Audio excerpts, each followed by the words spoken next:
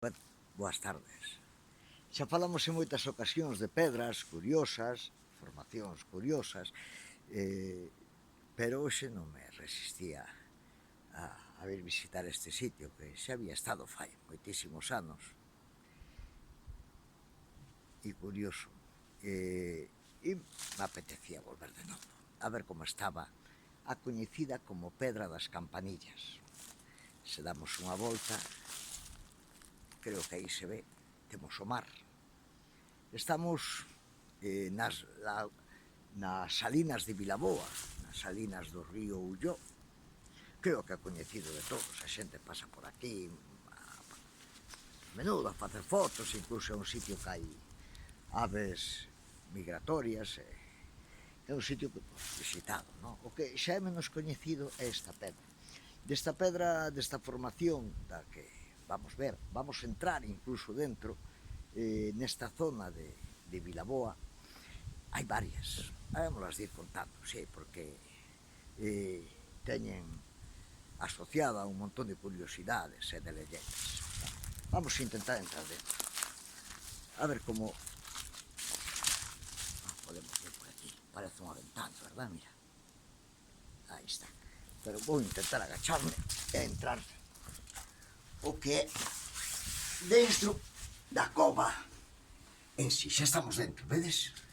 Mirade que curiosidade forma esta pedra, que forma unhas oquedades, a ver desde alá, desde aquí, como o noso sol axuda un pouquinho máis. A ver. Vedela que ten unhas oquedades, non?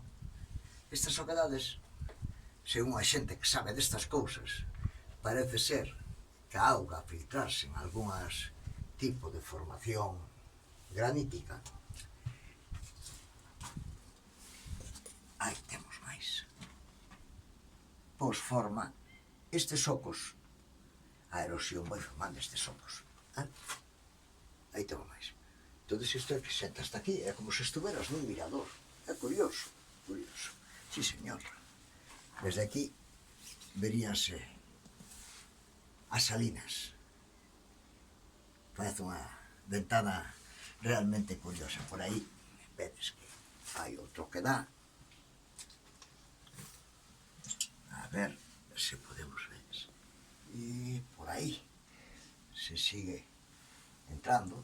Non sei se habíades algúns vistes de formación de rochas. Esta chamanlle Pedra das Campanillas, supoño debe ser por estas oquedades que recordan pequenas campanas. Sí, pode ser eso o nome. Non sei, logo averiguaremos. Non hai nada escrito dela. A última cousa que había escrito creo que fora eu fai xa unha chea de anos. Pero agora non hai nada máis. Vou salir para fora e vémola desde outro canto. A ver, se desde aquí se ve. Aí tendes. Vedes que ten aí eses huecos. Curioso. É como un abrigo para abrigarse un día de chuva, sí señor. Moitas destas covas tamén foron empleadas como abrigos desde tiempos que se perden alá nos tiempos, claro, perdese. Bueno, asociado a estas pedras hai múltiples lendas, sí.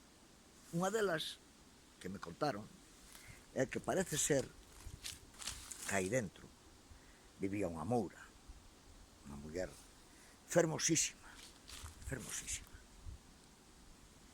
e que esta muller, mentre estaba na cova, permanecía en forma humana, pero cando salía dela se convertía en serpe. Isto que era o mozo que falaba co esta muller, sempre ela desde dentro da cova, e esta muller lle confesou de que ela era unha muller encantada e que tiña, o seu encanto era que tiña que pasearse en forma de serpe cando salía fora da cova esta.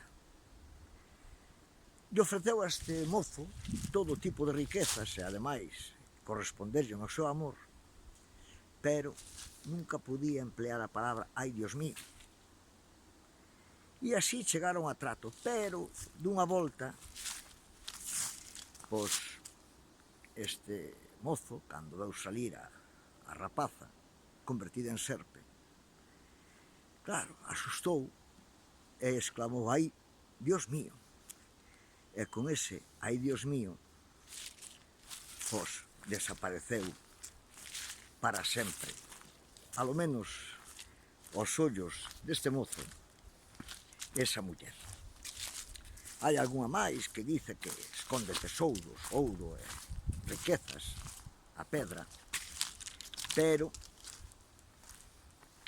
que intentar rompela supondría que empezaría a brotar alcatrán e enchería todo, que chega a verse cos ollos de alcatrán e desaparecería a vida en todo este entorno. Ese é o que diz a lenda. Eu logo pondrei unhas fotiños e se queredes un día acercarse por aquí, pois pola Pedra das Campanillas, é un lugar tranquilo, sí, paga a pena. E espero que disfrutarades do sitio e que os gustará a lenda. Así mo contaron, así vos lo conto eu. Veña, moi boas tardes.